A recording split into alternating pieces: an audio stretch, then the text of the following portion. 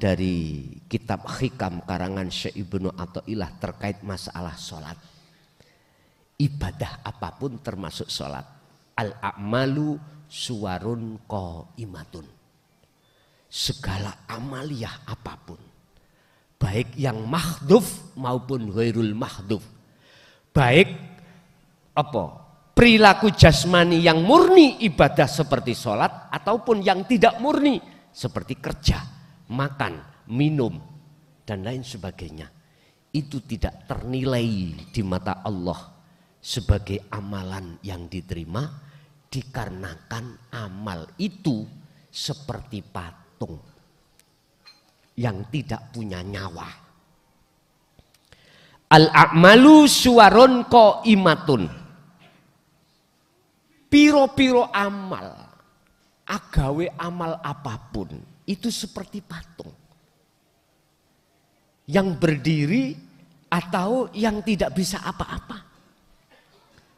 Wa arwahuha utawi piro-piro roe amal, yaiku wujudu siril ikhlas fiha, wujute rahasianya ikhlas di dalam amal. Apa rahasianya ikhlas? Tidak ngaku. Kesimpulan, Anda nggak boleh dalam hati itu ngaku-ngaku kalau saya yang sholat, saya yang dzikir, saya yang kholwat, saya yang uzlah, saya yang zakat, saya yang haji. Nggak boleh, harus lepas. Kalau kita masih merasa diri kita yang melakukan sebab dilakukan Allah, maka ikhlasnya belum.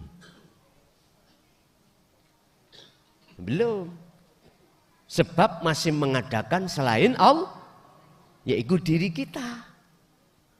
Tapi semuanya lihat makom kita. Makom kita manakala di muraqabah, Allah merasa dekat kita, tapi kita masih ada. Iki cara ikhlas belum murni. Lah kemurnian ikhlas dalam dirimu sudah fana jikalau kau yang melakukan, itulah ikhlas. Nah, untuk berangkatnya sampai pada rahasia ikhlas itu, dinu tauhid jenengan kagem, dinu tauhid jenengan terima. Akhirnya membuahkan satu kefahaman. Akhirnya itu menjadi petunjuk dalam beramal. Akhirnya ketika saat iku mau Anda melakukan amaliyah, baik murni atau tidak murni, terlepaslah keakuan dirimu. Itulah namanya amal yang diterima. Tapi kalau sebaliknya, enggak. Makalah itu juga diteruskan, husnul a'mali nataiju husnil ahwal min qalbin zahidin. Su'ul a'mali nataiju su'il ahwal min qalbin rohibin. Sopo wae laku amalia kok atine iki keadaan ruhaniyah iku lepas diri, maka itulah amaliyah yang makbulah. Tapi sopo wae, siapa saja ketika amaliyah secara fisik, keadaan ruhaniyah jenengan ini kok mingkol bin rohibin, penuh dengan makhluk keakuan diri, inilah yang dimaksud hubitat a'maluhum, ditolak dening Allah. Ini menurut sudut pandang hakikat, bukan syariat. Kalau syariat mugo-mugo, lah ngeten nggih, insya Allah diterima. Sing penting syarat rukune sah, ya sah, lah ngono ah. Ndasmu ngono ah. Iku lah pandangan kita, tapi pandangan Allah beda. Innallaha la yanduru ila suwarikum wa amwalikum walakinnallaha yanduru fi qulubikum. Gusti Allah itu melihat keadaan hatimu, ruhaniyahmu bagaimana. Sami'na wa atokna kepada Allah atau sami'na wa asoina. Tergantung. Inilah isi hati manusia. La tusyrik billah. Hei anak putuku, janganlah kau menyekutukan Allah. Janganlah dalam hatimu ada iman selain Allah. Jangan. Dalam hal apapun. Sebab jikalau itu masih ada di dalam hatimu, inna syirka ikula dzulmun azim. Sebab jikalau itu masih ada, maka akan menggelapkan hatimu terhadap Allah. Akhirnya walaupun Allah dekat, gak nyoto, gak nyata. Akhirnya sholat yo jenengan cara moto dohir, melihatnya sajadah, melihatnya batu persegi 4, melihatnya tembok, melihatnya kadang-kadang nak ngarep sampai nih imamiku pakai batik api batik. Ibu-ibu imam ini ngarep wedok, mukenane kok bagus, kok api tuku endi piro regane. Lagi enak-enak sholat, ada tukang ngamen, lah kok pas menyanyi bojo loro. Akhirnya ketepatan dia itu, nggih mohon maaf, di madu. Iki lagu nyindir aku iki. Ngoten. Udahlah, ingat nafsu itu nek sing digudha kiai, nafsunya lebih dari kiai. Lho anggit sampean ya apa? Nek santri ya luwih teko santri. Anggit sampean iblis iku mau gak alim. Lho. Ajazil, iblis, apa yang menghalangi dirimu tidak mau melakukan perintahku yaitu sujud pada Adam? Sederhana jawabannya, iblis itu, ya Allah, lebih baik saya daripada Adam. Bagaimana mungkin saya menyembah? Cara umpama kula kiai, lha apa kuwi kok salaman sing ngambung kok santrimu amu gak ngambung. Oleh HP aku Gusti daripada santriku. Nah, ngeten ya. Nyun sewu. Ningkur Al-Qur'an Allah sudah menulis alasan iblis iku, Pak. Apa? Ana khalaqtani minnar wa khalaqtahu min tin. Gusti, kula kan sampean jadikan dari api. Sedangkan Adam dari tanah liat, baik mana? Ya baik kula. Itu Pak persoalannya. Aba wastakbar wa kana minal. Oleh karena kita manusia ngaku-ngaku inilah akhirnya muncul satu sifat yang disebut takabur. Luwih apik, lebih bagus daripada orang. Saya lebih alim daripada orang lain. Takabur. Takabur itu bisa muncul dari diri kita sebab kita itu orang alim. Makanya suiku wong alim itu akeh sing dadi intipe neraka. Sebab rumangsa alim. Wis mohon maaf, tadi kan sudah saya katakan, jenengan kalau di rumah punya status apakah disebut ustadz, jenengan akhirnya merasa kealiman diri jenengan, kalau masuk di JB mboten sampean lepas baju iku, gak masuk. Temen nolak. Takabur itu juga bisa karena harta yang kita bawa ini. Kalau itu tidak jenengan lepas secara ruhaniyah, jenengan gak akan bisa masuk hidayah itu. Jenengan di rumah ada punya jabatan, pangkat, mohon maaf, kalau tidak sampai taruh, jenengan akhiri takabur. Gak masuk, harus sampai lepas. Wis Bapak Ibu, intine jenengan ini siap atau tidak, nek kalau tidak siap sampean mantuk. Sampean tak dasari ilmu hakikat ini, dinut tauhid ini semata-mata untuk supaya secara ruhaniyah jenengan, secara hati jenengan yang asalnya jenengan iku bercinta pada selain Allah, saya suruh untuk melepaskan cinta itu, gantio cintalah kepada Allah. Nek jenengan durung siap, jenengan benjing mantuk. Sing mukim lho ya.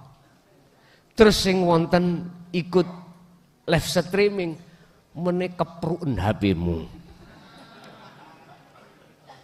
Lah, nggih. Artinya apa? Jenengan sudah berikrar untuk mengislamkan ruhaniyah jenengan kepada Allah. Mau tidak mau jenengan harus dibekali terlebih dulu tentang dinu tauhid. Kalau jenengan setengah-setengah, mohon maaf. Nggih, mending minggir mundur dengan teratur. Kula mboten ngusir lho nggih. Mboten ngusir kula. Estu mboten ngusir. Jenengan tak wenehi kesempatan. Saya sifatnya tidak memaksakan, ndak. Sakersa jenengan. Estu. Karena dawuh Allah di dalam surat Al-Baqarah 256, la ikraha fiddin, tidak ada paksaan. Tentang masalah pengislaman ruhaniyah, tentang permasalahan dinul haq, tentang masalah pembebasan ruhaniyah dari budaknya hawa nafsu, tidak ada paksaan. Jadi jenengan secara ruhaniyah berarti siap mati, siap miskin, siap segala-galanya. Nek jenengan siap, ayo tak derekake sampai mari. Nek jenengan semuanya belum siap, malah enak aku. Nek jenengan mengundurkan diri semuanya, tak ucapno alhamdulillah. Lho estu jujur. Lho Gus kok gak tau nutul lah, kok ujuk-ujuk bojone kok mblending misalnya. Mungkin malah ekat niku sing nyebul. Pun wis cekak jenuh nggih, cekak jenuh. Tak jenuh. Bapak Ibu, jadi lewat surat Al-Baqarah itu 208 iku perintah ruhaniyah kita supaya muslim secara Islam. Jasad sampean silahkan muslim, Nasrani, Hindu, Buddha silahkan. Tapi ruhaniyah sampean harus muslim. Ini. Jenengan tidak bisa meninggalkan agama selain secara jasmani karena keluarga, karena hubungan apapun. Monggo silakan. Enggak apa-apa. Tapi ruhaniyahmu harus muslim. Harus muslim. Loh, penak toh? Loh Gus, berarti untuk ketemu Allah itu, ketemu Tuhan itu tidak harus kita secara jasmani Islam. Itu untuk seluruh agama. Buka di dalam surat Al-Kahfi ayat 110. Ayat yang terakhir. Bagaimana bahasanya? Barang siapa yang ingin bertemu terhadap Rabbihi. Ini ya. Rabbihi. Ini kan artinya Tuhan. Tuhan kan umum. Nek Allah berarti khusus umat Islam. Lah syarai Rabbihi ini tafsirane untuk umat Islam berarti ai Allah. Allah. Untuk umat Islam. Loh di sini barang siapa yang ingin bertemu Tuhannya maka falyamal amalan solihan. Berarti untuk bertemu nyun sewu Allah wujudnya ini, Tuhan ini, Siapapun bisa. Walaupun Anda bukan secara fisik, bukan agama Islam. Anda Nasrani, Anda Hindu, Anda Buddha, atau agama yang lain, bisa. Tapi syaratnya ada 2. Pertama, falya'mal amalan sholihan. Ruhaniyahmu itu harus selalu berzikir. Harus berzikir. Hatimu harus selalu berzikir. Bukrata wa asila wa minal laili fasjud lahu fasabbihu lailan tawilan. Pagi sampai sore, sore sampai pagi lagi. Dengan malam yang panjang. Hatimu harus selalu berzikir. Lah berzikir itu yang mana yang dimaksud zikir? Kalimat zikir itu bahasa Arab. Zikir. Bahasa Indonesia adalah ingat. Bahasa Jawa iling. Artinya cuma satu. Beda agama secara dohir, tapi tujuannya satu. Yang dimaksud zikir adalah kesadaran dalam dirimu. Ingat bahwasannya Anda tidak ada. Makhluk tidak punya daya upaya. Makhluk tidak punya kekuatan. Anda sadar apa yang muncul dan timbul terhadap makhluk, semuanya itu yang berperan adalah Allah ini. Tuhan ini. Pertanyaannya saya adalah, apakah di dalam Nasrani, Hindu, Buddha dan agama yang lain itu juga mengajarkan tentang mengesahkan Tuhan atau tidak? Itu Anda sendiri yang bisa menjawab dalam agama Anda masing-masing. Kalau di dalam agama Islam jelas sudah hujjah, dalil yang mengatakan untuk mengesahkan pada Allah. Sudah banyak ayat-ayat yang menjelaskan, termasuk surat Al-Ikhlas ayat 1, Qul huwallahu ahad. Termasuk di dalam surah Al-Anbiya 87, La ilaha illa anta subhanaka inni kuntu minadz dzalimin. Itu proses awal. Akhirnya masuk pada surat Al-Anbiya ayat 25, La ilaha illa ana. Inilah ahad, esa. Kalau di dalam selain di luar agama Islam juga mengajarkan hal ini, inilah yang dimaksud Allah di dalam surat Ali Imran tadi ayat berapa? Ayat 19 ya. Inna dina indallahil Islam. Selamat. Ruhaniyahmu selamat. Bapak Ibu, jadi kita tidak cukup jasmani ini Islam, tapi harus sampai ruhaniyah juga Islam agama ini. Isim fa'ilnya, subjeknya adalah Muslim. Tidak hanya secara jasmani, tapi ruhani juga harus Muslim. Sebab dengan Muslim itulah nanti jenengan akan disebut sebagai mukmin. Kalau sudah mukmin, Anda pasti ihsan. Makanya mengapa yang dipanggil itu adalah orang mukmin, karena Islamnya belum sempurna. Kalau Islamnya sudah sempurna, maka inilah yang dimaksud Kanjeng Nabi ketika saat jagongan majelisan dengan para sahabat, itu ada pemuda yang datang di tengah-tengah Rasulullah dan bertanya, ma huwa al-Islam, al-iman, al-ihsan. Inilah Bapak Ibu yang dimaksud Rasulullah, iman yang sudah benar adalah ihsan. Apa sih ihsan? Iman yang sudah tidak belontang. Apa bahasa Indonesianya tadi? Belang-belang. Imanmu sudah ahad. Kata Rasul tentang ihsan, anta budallah ka'annaka taroh. Ketika kau menyembah, ketika kau sholat, ketika kau zakat, ketika kau beraktivitas apapun, seakan-akan kau disebut sebagai hamba atau hatimu seakan-akan bisa melihat wujudnya Allah.